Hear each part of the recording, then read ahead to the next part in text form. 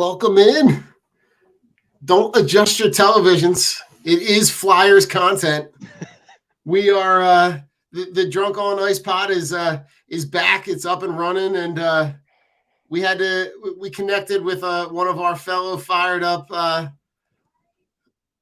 group members, I guess, podcast writer.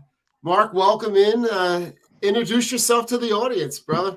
All right. Yeah. I mean, thanks for having me. First of all, Absolutely. I'm excited to get going here. But I'm on here to talk about some Flyers hockey. I mean, it's not that fun right now, but it is. Someone has to do it, right? Right. So, Mark, give him the details. What's your sports resume? Sports resume. Like playing. Play, watch, fan. Well, I primarily grew up. Uh, I mean, hockey was only wasn't like one of those things that was like readily available. Mhm. But I was always a huge fan. I played baseball and basketball mostly. Okay.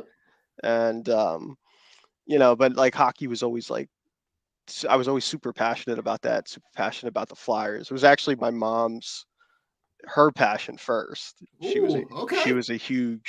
She's a huge hockey fan, and that became Who's her something. favorite player? Bobby Clark. Nice. Okay.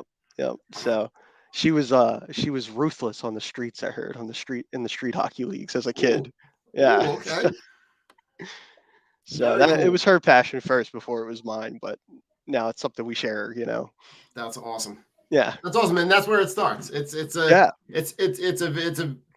Philadelphia sports is a very familial thing. It's something that's the passion doesn't. It's not a fleeting passion. It definitely is something that's passed down. Yeah, for sure. And it's something we still, we still bond over that stuff. Like it's still That's kind awesome. of like appointment television for us, even if the teams aren't that good. Even if it is what it is right now. Yeah. Yeah, listen, and to kind of jump right into it, right? This team is not great. No, they are not. To be kind. Yeah. And they're at the bottom of the Metropolitan.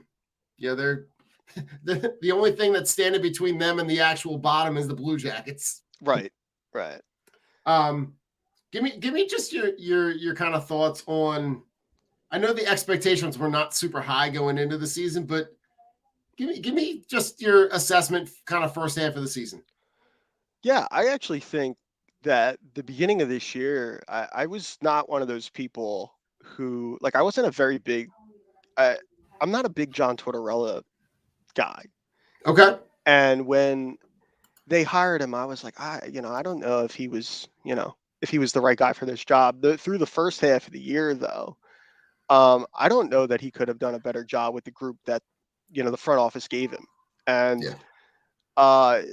looking at how he's, you look at players and I've written about this kind of thing for Fired Up, was you look at the kind of season that Noah Cates has had. And his how his game has come along. Owen Tippett is another one, and how his game's come along. And that was an important part of this year was the evaluation part. And I know that that's tough, and it's never it's never a steady upward trajectory where guys get better and better and they improve. There's peaks and there's valleys, and that's player development, and that's like that in any sport. But I really think that he did Torts has done a better job than I thought, than I was even expecting to start this year.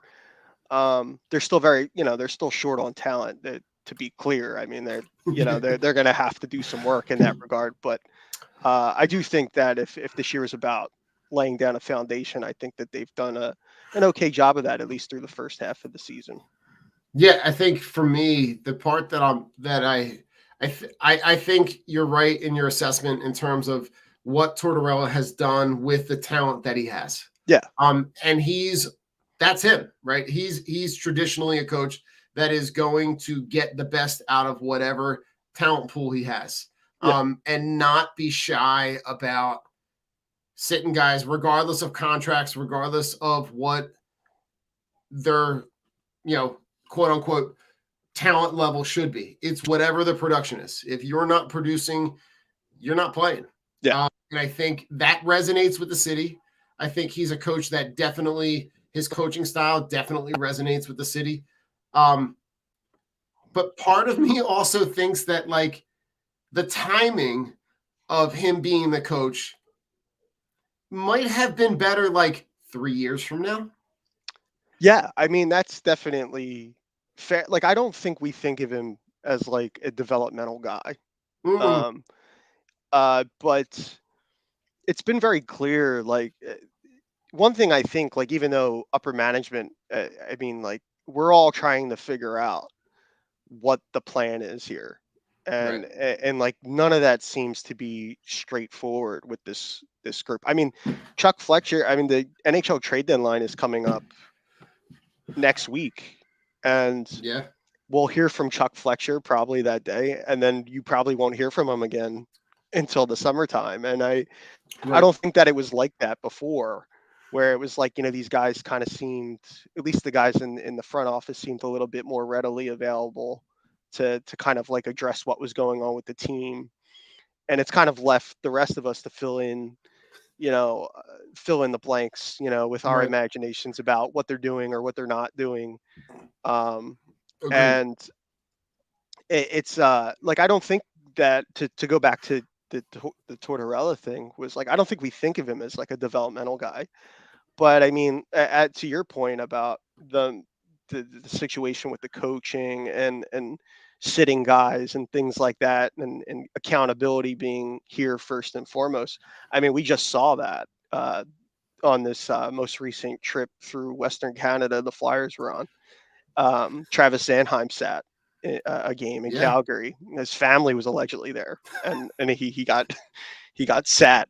Joel Farabee played 3 minutes, 4 minutes in a game Yeah. on that trip. So, um, and Yeah. you do have to start somewhere. I mean, like with that. Uh, Yeah. I think when you look at the talent pool that will be at the top of this draft, mhm, part of me questions the coaching choice to not necessarily tank, right. but this year was never going to be about contention. No. This game, this year, this team was always going to be about production, finding the pieces that you can build around moving forward. Mhm, If you insert, I don't know, a Connor Bedard into this franchise, that is a franchise altering player. oh, absolutely. I I Do you know you what I'm know saying? Like part of yeah. me thinks like this should have been more about development, less about ball busting, Mhm, and maybe in the process you get your franchise altering, player. I, at the same time though, I'm never going to fault the guy or the players for going out there and doing what they're supposed to do, which is yeah. compete. Yeah. So, it's kind of like a rock and a hard place. Like you think about what those guys do. The talent level, obviously, right, not there. Like they've won, 23 games. Yeah. They're. I don't know. It's just it's kind of hard to put a finger on to think about what they could be. Yeah. But I think there are a lot of young pieces, guys that you mentioned. Tippett is a guy that I think when they get him back from Florida in that Giroux trade, he was a guy that was like you could see that the talent level was there. It needed a lot of polishing though. Yeah, and too, you know, to add to that, um, Florida was a very deep team Mm-hmm. last year, and guys like Tippett wasn't going to get an opportunity. He was going to get here, like to skate Right. in the top six regularly, and that's something I think moving forward that like with the trade deadline approaching and we hear names Van Riemsdyk, Kevin Hayes' name's been out there. Yeah. uh, excuse me, it's like one of those things I think where um, you need to like. I would prefer that they identify players, try to identify players like Tippett in situations where they're kind of in that age bracket, that 22 to 24 age bracket, and maybe they quite haven't figured it out where they were, or they're Okay. stuck behind some other guys. Okay. Um, and you try to like identify talent that way, in addition to making the picks at the on draft day, because regardless of where you are, and I think in a salary cap league, like a hard cap league, um, you have to do it on draft day. You have to hit on picks on draft day, whether Yeah. you have all 7 of your picks, whether you have 3 of your picks or 4 of your Right. picks, you have to make them count. Yeah. No. It. How valuable do you think those guys are? Like I know that, right. You're looking at the guys, right, with the expiring contracts. You're looking at what does what does a guy like Kevin Hayes, what kind of value does he have? It's interesting because I think the caveat that comes with Kevin Hayes is that they would have to eat salary on that deal. Mhm. I believe he has a partial no trade clause. So Yes, I believe so. so that might muddy the water a little bit in terms of he has some say in where he goes. Right. But other than that, I think like I don't know that they'll I don't even know that they'll like the Hastings seems like a summertime thing to me. I don't I was thinking know. the same thing. Yeah, I'm not sure if that's something that happens at the deadline. It feels like that requires a little bit more work. Um, and I think it's easier to acquire the picks in the summertime as opposed to um, just teams are Mhm. I think more like you have that whole year that you're talking to teams Right. about your players and their players and things like that. So it might be easier to do that kind of thing in the summertime, especially with if we know if the salary cap ceiling's going up next year or what's happening there. Like that might change things, but I don't know that we know that right now. I don't know what a return for Kevin Hayes would look like other than it being built around picks. Picks. Yeah, I think when I'm looking at the some of the stuff online, you're talking maybe maybe multiple picks, right? Like a Mm, 2 and a 4, a 3 and a right, 5, something in that range. Nothing that's going to be monumental, but I right. think the more this team is going to break when I say break down, like the more they break down those assets, I Mm, think getting as many getting as much draft capital as they can sure, is only going to increase. Right? You want to increase the chances that you hit on somebody. sure. Um, is there a guy that you think has out of all the guys that could potentially? Yeah, I'm going to give you some guys. Right, you're looking at Justin Braun, Van Riemsdyk, Konechny, Provorov, Kevin Hayes. Which one of those guys to you has the most value considering where they are right now? I still think Ivan Provorov and Travis Konechny they're probably your most valuable trade chips if you choose to go that route. Right. Um, uh, Provorov in particular, that situation with he plays such tough minutes for Mm-hmm. the Flyers, and he's had that revolving door partners. Um, to be in his mid 20s, I say same thing with Konechny, where they just it seems like a couple years too early to kind of give in on that. I still feel like they could be a part of a solution here when the team's ready to compete. And as far as like when we start thinking about like timelines and things like that, it's I don't know. I feel like things change quick in the NHL, and you have a 3 to 5 year plan, and then you're able to hit on some of those things in 2 years because somebody figures it out right away, or Right. maybe they get a monster year out of Carter Hart or something Okay. like that. Like where you're not as far away as you think. And then there's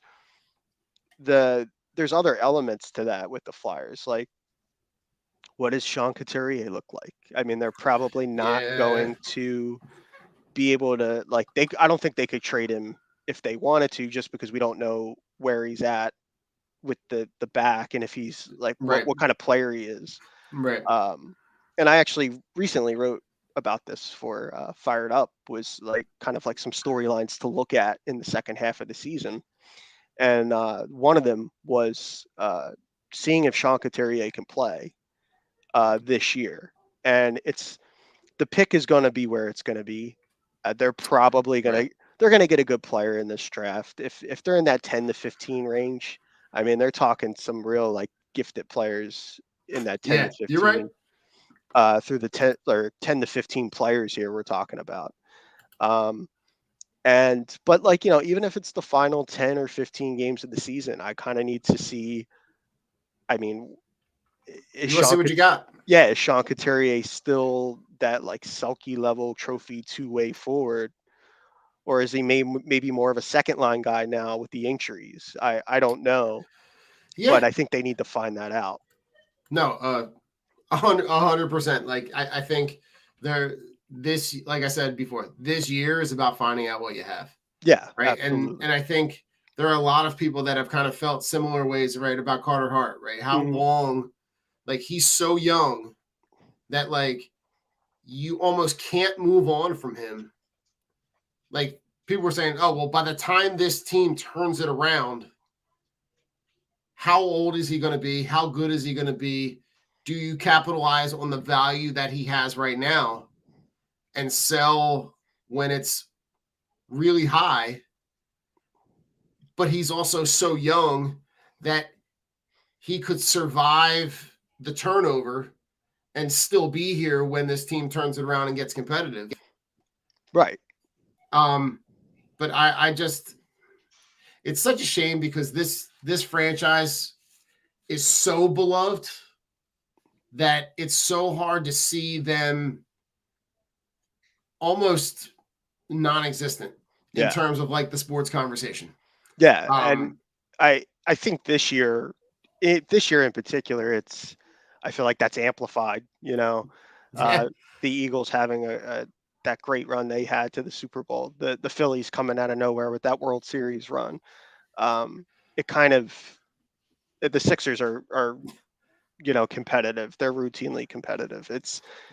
Um, it's and so listen, far from what I think like diehards of the Flyers in particular. I think it's so far removed from what they're accustomed to. yeah, I think listen, you could even make a case that this team is fifth in the rotation.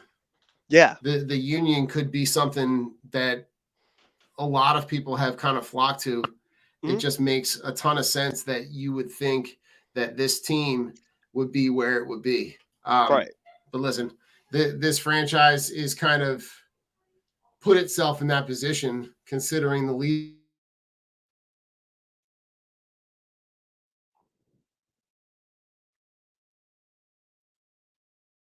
Would you Did we lose you there, Don?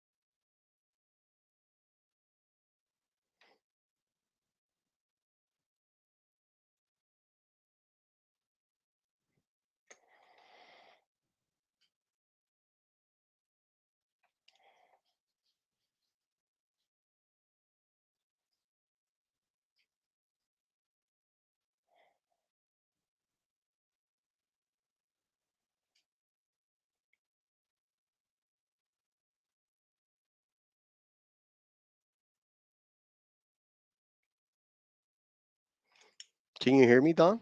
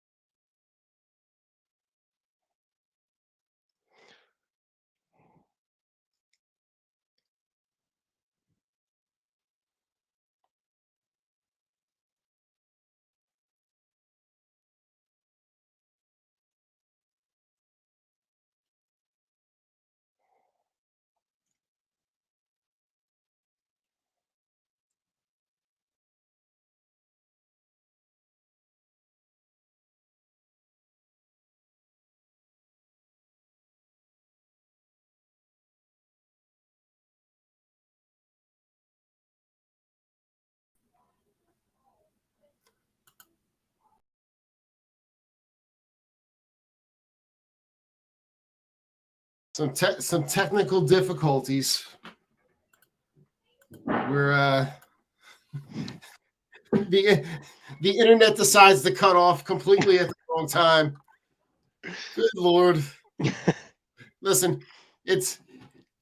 when you're doing a podcast from your house, Sure. not in a professional studio, you experience technical difficulties with the best of them. Yeah. Good gracious, in the middle of the conversation, the internet just says, sorry, not right now. Oh my God. Wow.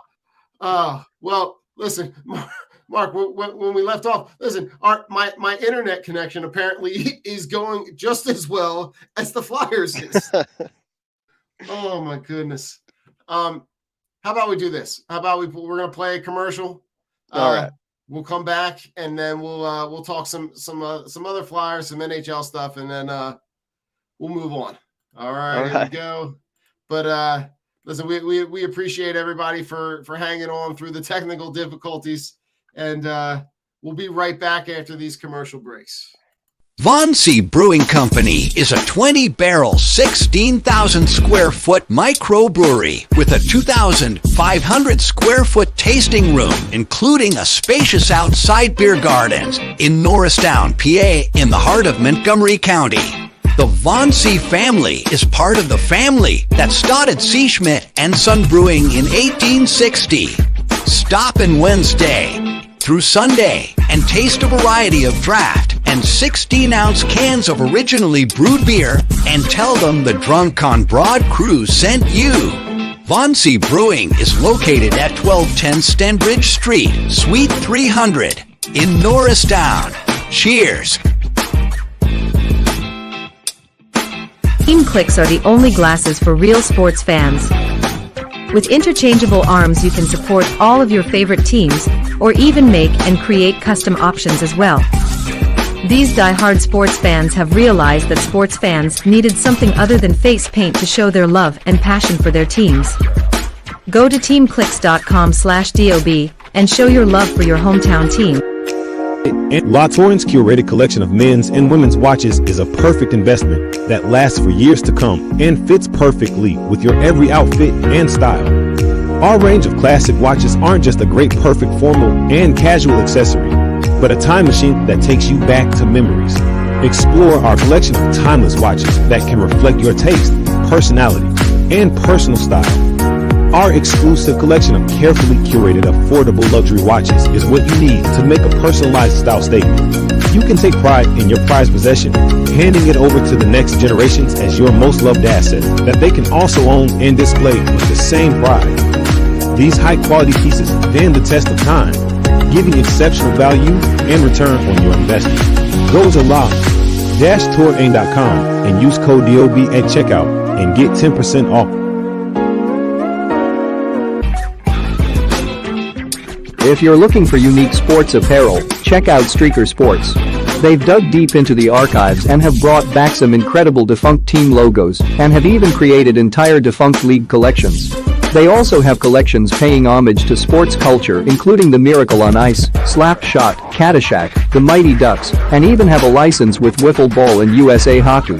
Only for Drunk on Broad listeners, use code BROAD at checkout to get 10% off anything at streakersports.com. Again, that's 10% off anything at streakersports.com with discount code BROAD.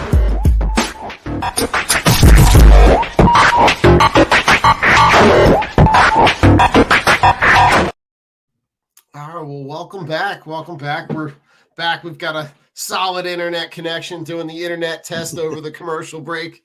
We got everything up and running, so we're good to go.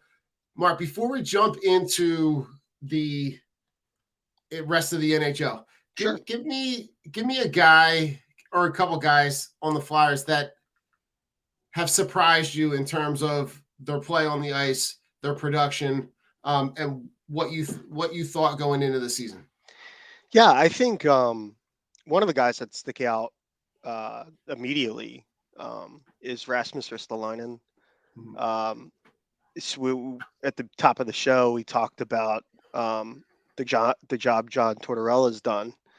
That was not something that I saw coming into this season. After, when it's the whole thing, right? Like when you look at what they acquire or what it took to acquire him from Buffalo, in addition to the role he would be playing. And I don't think I would have foreseen how well he's played under really John Tortorella and his staff. Really, it kind of seemed as though they broke down his game and rebuilt it. And 100%. He's done a really nice job this year. Even though I was a big fan and I was hopeful that he could contribute this year, Cam York is another one. Cam York's been really, really good. He looks like he's going to be a player for them. And on this defense, he's done whatever they've asked him to do this year. He's playing on his offhand right now with Ivan Provorov. That's a tough ask for a young player to learn Especially how to play defense. Yeah. At the NHL level, he's done a nice job with that, and I think he's a player that's going to be here for, he's one of the guys that he's contributing now, and he's going to be here for the future, and so that's exciting. And I think the other one would be Samuel Larson, since he's been called up. Ooh, okay. He's been really, really. I know that the organization was very high on him, but I did not expect him to come in here and play as well as he has. And through everything else with that kind of surrounds the Flyers right now, and there's plenty you can pick at. Mm-hmm. But one thing that I don't think we can pick at as Flyers fans right now, which is ironic, is the goaltending. With Carter Hart and you're not wrong. Emerson. And they have two guys in goal right now that I think on any given night could steal them a game. And moving forward, that's a really exciting thought, I think. So those would be my guys, I think, that I was most surprised at this season. Yeah, I think for me, right, you go to guys that we've kind of already talked about, right? Owen Tippett is a guy that, came in with a lot of expectation, but I think this year having a full off season in this system, knowing what those expectations are, right? And you're getting the production, right? He's third in the team in scoring. He's a guy that is, handling that right wing on a line and being really productive. Another guy like Noah Cates, right? Noah Cates is a guy we talked about, but right, the young talent is playing well, which, you cannot ask more for them from those young guys. So those two guys are guys for me that I think, when I look at, like, when I look away from the statistics and I just watch the game, I'm not a huge stat guy. Like, I'm more of like an eyeball guy. So like when I watch, right, I watch what they're doing and I watch how they're playing, right? Those are two guys that really impress me in terms of what they're doing on the ice, right? And the goaltending was something I was going to go right to, right? You cannot fault the guys that are in net right now. Yeah. They're playing really well. Carter Hart and Sam Harrison, right? Both with the goals against under 3, right? Yeah. Which if you can keep a team, 3 and under, right, you're gonna be in most of those games. Yeah. So and if you look at their record going into the third period this year, the Flyers are in a lot of they play in a lot of 1-goal games. They're in a lot. Yeah, you're right. And I think that's, you could attribute that to 2 things. One is the coaching, Right. and 2 is how well the goalies have played. Namely Carter Hart. Since Urson has been up, he's been excellent. But Yeah.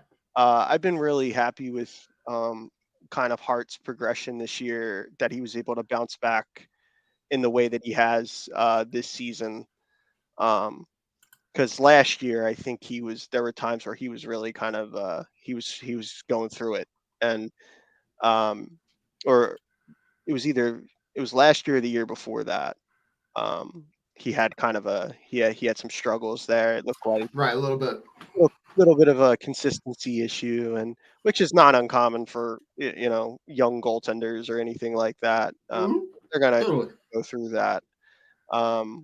But I feel good about that, and I think like you had mentioned, you mentioned Tippett and Cates again. One thing I was surprised about with Owen Tippett this season was he has that blistering shot, Yeah. from anywhere with that shot. But one thing that I was really, really surprised by was his skating ability, and I think that's something that he worked on this off season, because he's been he blows past guys, and you couple that with his shot, with that shot that he has, he's going to score a lot of goals. I don't know if he'll be a star or anything like that, but a routinely 25 goal guy, he could do worse. I was gonna say, you're gonna need guys to put pucks in the net. So he's got. I think that's kind of what the Flyers were banking on when they trade Giroux, is knowing that it's a high talent, high ceiling guy that maybe, just like you were saying earlier, didn't get the time or the ice time or the opportunity based on the talent level that was already in Florida. Yeah. So, and I think he's been a real bright spot for them this year. And there have been a couple. I know that it's been a really rough year. And the team isn't really, where anybody wants it to be, but you do have to start somewhere. And I really like those guys have been really encouraging to me. Noah Cates is just a hockey player. I love watching him. Truly is. Yeah, he's to make the transition that he made. He's playing center full time for them right now, and they don't have a lot of centers. The Flyers don't have a lot of centers, and they do not. To be able to do that in the way that he's done it, and to look at the impact he's had on the defensive side of the ice, and he's chipping in offense, playing both ways, right? You're right. Yeah, and he's done a great job. He's everywhere they've put him, he's excelled, and that is, that's you need that's somebody that maybe coming into the year you like him as a young player and all, but you're going to see what he can do. Now he kind of looks like, okay, this is actually somebody we can build around. He's somebody we can put some pieces around, and he could be a part of this thing. But everything that they've asked him to do, he's excelled in, and that's the ultimate coachable guy. I was gonna say, you can't ask for more than that, to be a guy that's gonna put the effort in to want to improve, and then when you see the talent kind of jump, when you see the talent combined with the work, with the work ethic, I think you're looking at a guy that you're going to get production from. So yeah. Anything else Flyers related before we kind of jump around the NHL for a minute? I don't I don't think so. I mean, No? they're back in action on Friday. I think Friday night, right? Montreal's here, yeah. Hmm. So we'll have more to talk about then. Oh, But most definitely. yeah, All right. So when I look around the league, it's kind of hard. It doesn't take you very long to look for the team that has, for me, been most impressive. When you look at the Bruins, oh yeah, right? I mean, the Bruins they've 8 losses on the season, right? 43, 8, and 5. hmm yeah, I mean, very, very impressive. yeah. What for you? Give me a team for you that's kind of really impressed you, kind of going into this, coming out of this first half of the season. First half, I think Boston really, as you said, they just actually before we came on here to do the show, they made a trade with Washington to No get way. Dmitry Orlov, defenseman Dmitry Orlov. Wow. And Talk about the rich getting richer. yeah, and Orlov's always been one of those guys I always thought was incredibly underrated. Really good player, good two-way guy. You put him on a defensive pair now with Charlie McAvoy. They already have Lindholm. They're gonna be a tough out. I was gonna say they are gonna be a formidable opponent. Yeah, they're gonna be a really tough out. One of the teams though, I think that I've really enjoyed watching this year, just kind of flipping through and catching the highlights and things like that was Winnipeg. I think Winnipeg's a fun team, and the West is kind of wide open this year. I was gonna say when you look at the standings in the West, right? You've got a lot of teams that are kind of all bunched together, right? No one is really setting themselves apart. Yeah, right? You look at if you look at the Central, right? Between the Stars and the Jets and the Avalanche, right? They're all within 5 points of each other. yeah, And the Wild, right? You've got 4 teams within 5 points of each other, right? And then if you jump down in the Pacific, right? You've got 4 teams within 3 points of each other. yeah. So Vegas has been impressive. The Kings have been impressive. But how about the Kraken? Yeah. Right? Third in the Pacific, 70 points. Right? If you had asked me before the season, would I have anticipated that team would be above a team that had Connor McDavid and Draisaitl? Yeah. I would have looked at you sideways. Yeah, they were just recently here a week or two ago. They played the Flyers, and I was down at that game, and they are a really, really fast team, and not fast to not just to a man, but they play fast, and that was I think the most impressive thing about them in that game. Even when the Flyers went there after that, and they kind of got boat raced in that game in Seattle. They were, I mean, they play really, really fast. You mentioned the Kings. The Kings play like that, where they kind of play a high tempo pace kind of game, and that's just where I think too, that's where the league is now. It's it's a skating league. It's been that way for a few years now, and they're an impressive team, and you have to give credit where credit's due. I think with the job Hackstall's done there with guys, and they're gonna make some noise. I think this year in that playoff mix in the West, because we said, it's really wide open there, and whereas you look at the East, and the East it kind of feels top heavy. And the Atlantic looks, in addition to the Bruins, the Lightning are still there. Toronto is making big moves to push themselves into that conversation with the Ryan O'Reilly trade recently, and then of course in the Metro, I think the Carolina Hurricanes are a really, really good team.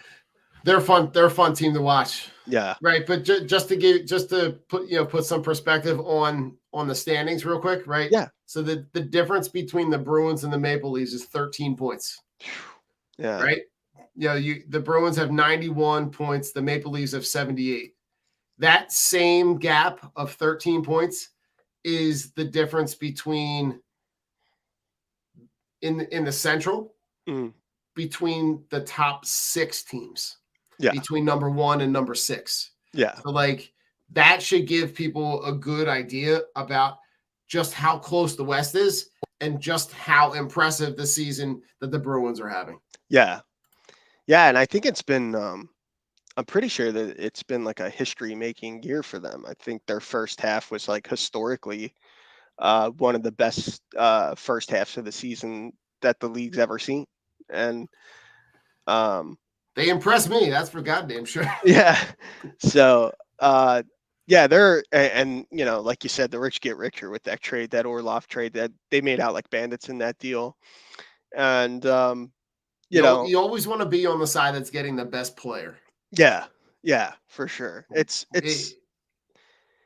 there's only so much you can tell yourself, I think, about, oh, well, you know, the picks look good and you have to hit on those picks. Right. And then you're waiting for like the here and now is always the most fun when you're getting the player in return. It's always the most fun, I think.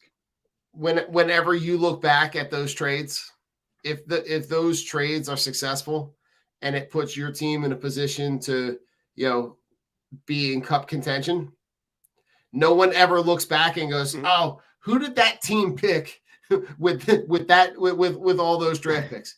They're never looking back at those aspects. They're saying, no, we got this guy that's going to help us make a cup run, or this guy that kind of pushed us over the edge to get us a cup. So I'm always on the side of like, whoever wins the trade is whoever's getting the best player at that moment.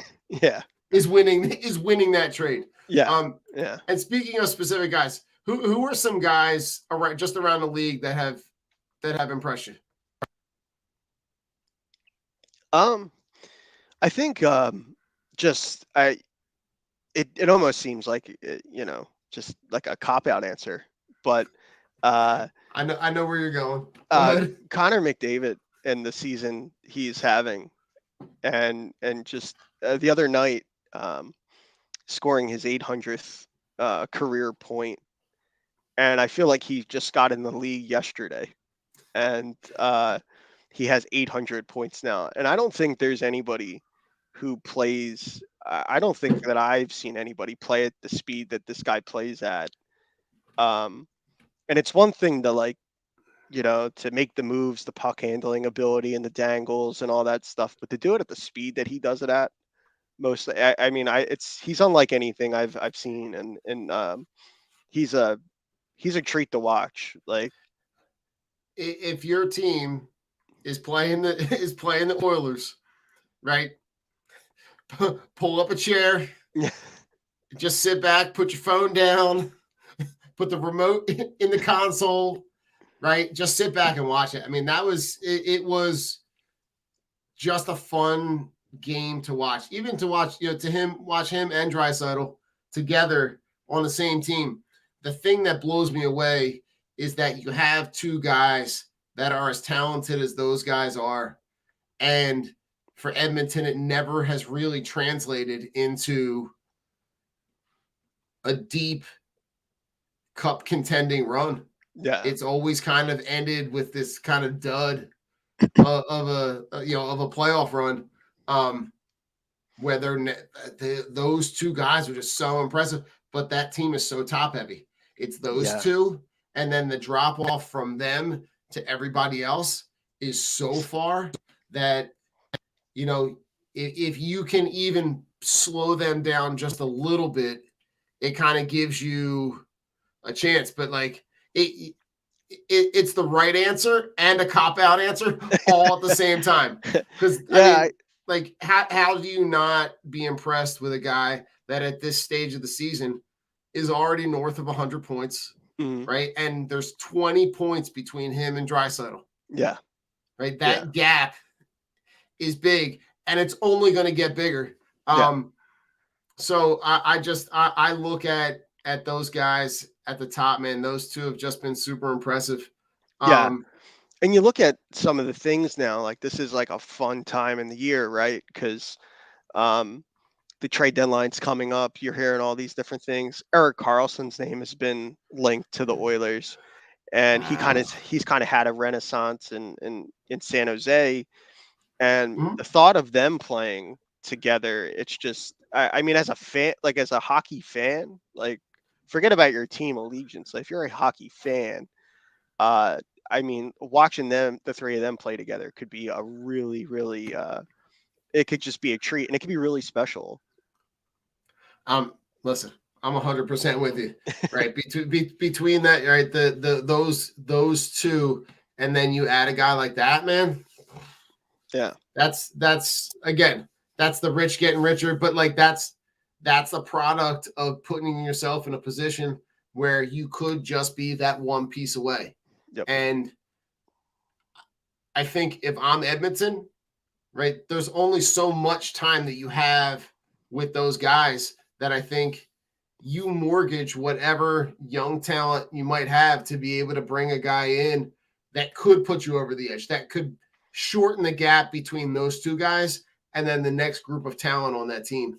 Because for me, I look at that team and I'm going, God, I couldn't imagine, like, if we just flip-flop rosters, right? If that team is the Flyers and you're looking at those things, I could not imagine the level of frustration that this city would feel if we had those two guys that are essentially, you could argue might be, the top two players in the league.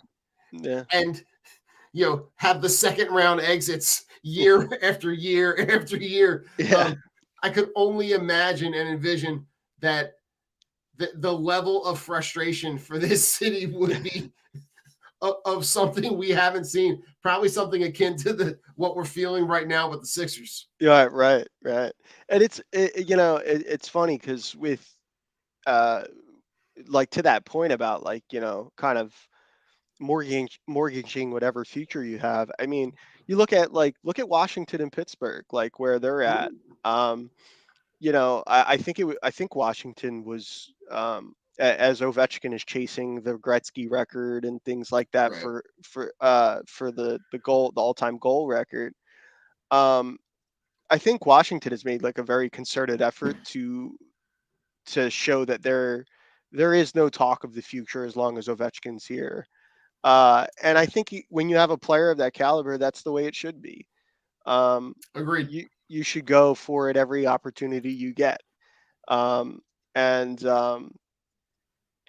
think I saw a little bit of a conversation on Twitter recently about kind of where the Penguins are right now, and trying to surround Crosby and Malkin with more talent as they age, and trying to get I guess more out of one last run with that group, the Letang and Crosby and Malkin. And I mean, like, nobody's really concerned with what the future looks like for them if it means that they can win a fourth cup. And and that's that's what it's all about. At the end of the day, you want to see the team win, and you want to see them get that last shot and opportunity at it as well. And when you have players of that caliber, I don't think there's no price you could pay that's too rich if you're trying to win it. You do what you got to do to put yourself in a position to win. Yeah. And then you think you figure it out on the back end. You figure it out later on. And listen, we got a couple of guys that are chiming in that are loyal listeners. So, Chris, you're asking about the Kraken and making the playoffs. Chris, the Kraken right now are not only in prime contention to make the playoffs, but to be serious contenders in the playoffs. For sure. Yeah, for sure. And then Adam's another huge fan, right? Adam's going to the game tomorrow. What So if we want to, before we go into final thoughts, if we want to look ahead to the matchup going in, when they're playing Montreal. Yes. Yeah. What are your thoughts going into that game? I think like I'd expect them, like, after this, they're coming off this rough trip here, this West Coast trip, and Montreal's a kind of like they're in a similar position that the Flyers are in right now, and Mm-hmm. in kind of like looking towards the future, and but they also have like a really strong young nucleus with Caulfield and Nick Suzuki and these guys. Like they have some good young players that they're looking to kind of insulate and build around and things like that. So it's always interesting when games like this come up on a schedule, and you kind of see where you see other teams in the league that are kind of in similar situations to where you are. Right. And what they're doing in their situation versus what you're doing in yours. And it's I know that we're a lot it's like everybody's trying to figure out what exactly the Flyers are doing right now, and where, like, what's this plan supposed to look like? What is this? Or if they have a plan, it doesn't seem like a well executed one. Or Yeah, you're right. and that has a lot to do with the fact that I think that there's just not a lot of communication between, like, the organization and its like fan base, and that's really, it doesn't have to quite be like it was when Snyder was alive, Okay. but there needs to be a better job, I think, of trying to bridge this gap, because it feels as though the fan base and where the organization is, that it feels like they're miles apart in terms of. There truly is a huge disconnect between the fan base and what they believe the expectation should be. Sure. And then what is happening with ownership, and the ownership doesn't even seem like it's interested at all. It's more of like this is more of an asset rather than Sure. this is an NHL franchise that has a really passionate fan base. Yeah, and a great history to boot, like, with it. And that's that like, I think that's really, that's the crux of it. Like, you hit the nail on the head there, about, like, just how people feel. It's people are, people have a right to be upset about where they are, and it's it was one of those things, even 10, 15 years ago, the Flyers being in this predicament would be unthinkable, like, in terms Right. of how they're viewed in the rest of the city, in the sports conversation. How even though I think league wide they still have the reputation that their reputation precedes them, I think league wide, it's there's still this concerted effort that the people at the top need to make to. The interest in this team is waning. Yeah. Like, there are a lot of people that make, and I was kind of saying it as my internet was getting a little choppy, but, like, there are a lot of people that would put this team fifth in the order of importance in this city, considering the success that the Union has had, in their short run as a professional franchise in the city, and the disinterested disconnect that this ownership has had with this franchise and this fan base. And it's a real shame. It's a shame that this team is in the position that it's in. Before we go into final thoughts, is this something that can only change with a change in ownership? Do you think that the ownership has to change in order for that reconnect to happen? It's a tough question. I don't know if it's just simply the decisions they made. I think, like going back to the coaching thing and picking John Tortorella in particular, I think a lot of that had to do with that. Like Tortorella has a reputation around the league, hard-nosed guy. I think it was an effort by the organization, and to slap his name on everything like they've done this year is an effort to mend that fence with the fan base. But it's been so long, you know, since forget about like cup success, like just perennial playoff success now Right. for this franchise that the only thing that's going to cure it is winning, and Yeah. they're going to have to find a way to do it without taking shortcuts, without making a couple trades and trying to reload this thing again, or whatever the case is. In a salary cap league, there's only so much of that you can do, and you have to. The best way to do it is through the draft. You're going to have to hit on these young guys, and there's going to need to be a little bit of luck there, and that's the only way they're going to get back to perennial contention. And I don't know that an ownership change.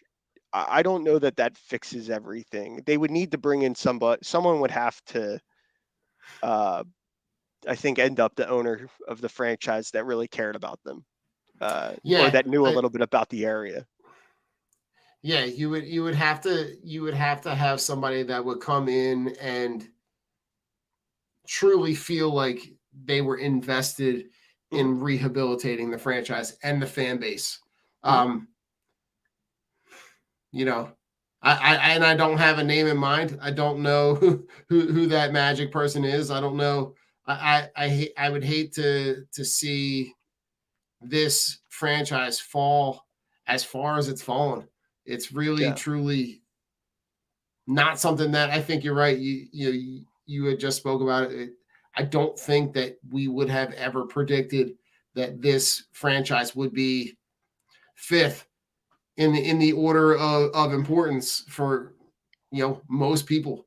The conversations around hockey are almost non-existent unless you're in like a truly hockey conversation like we are right now. Right. So yeah.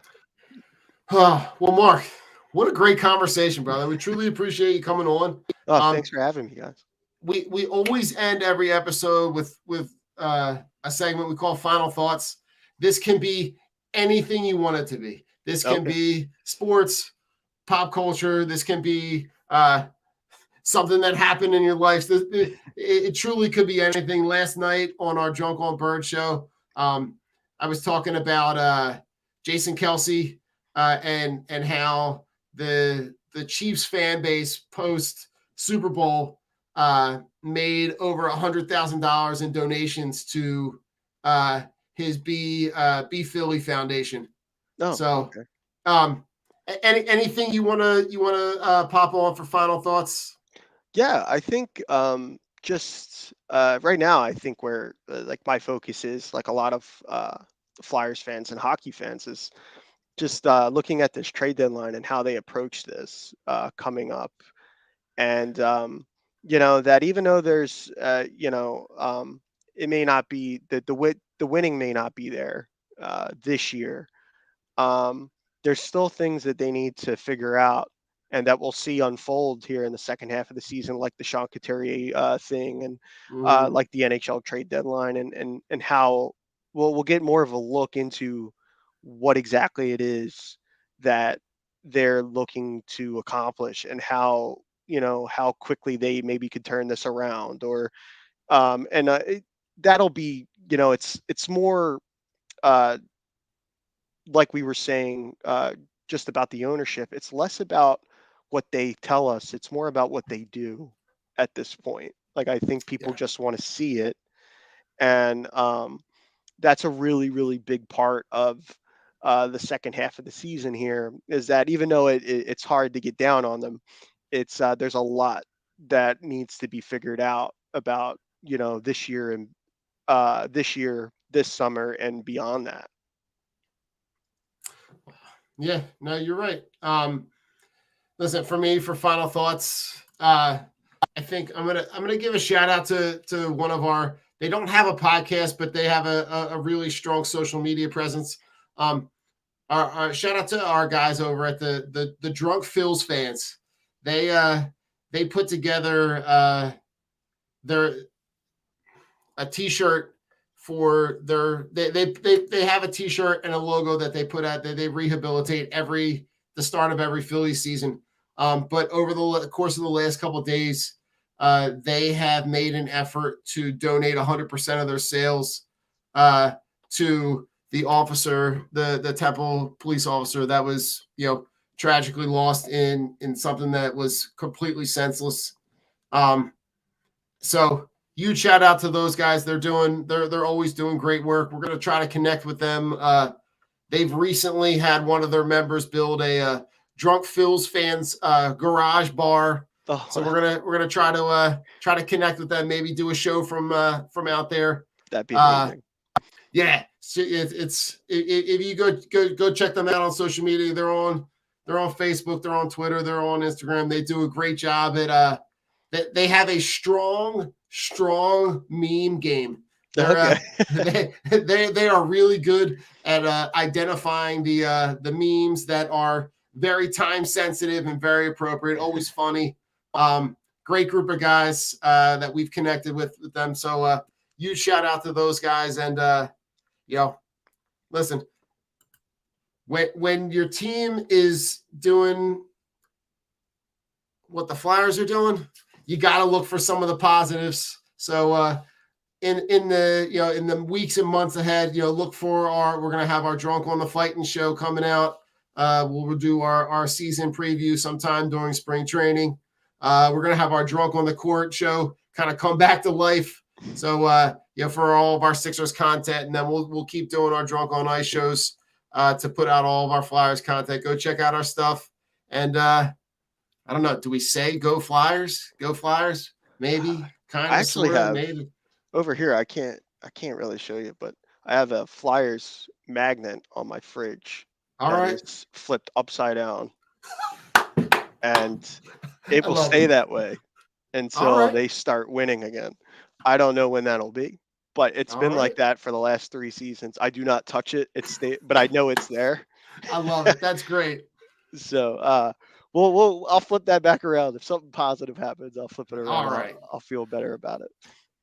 Sounds good. All right, Mark, All right. we'll check in with you. This will not be the last time we'll see you on here. So we look forward to connecting you with some other shows. But Great. have a great night, and we'll see you on another episode. Have a good night, everybody. All right, great. Thanks, Don. Absolutely. This is the Broad Street Line, where Philly sports fans leave all of their sports hot takes. Call 267-405-3062 and show us your passion for Philly sports. Don't forget to tune in every Wednesday at 8:30 when we listen to your live reactions to the thrill of victory or the agony of defeat.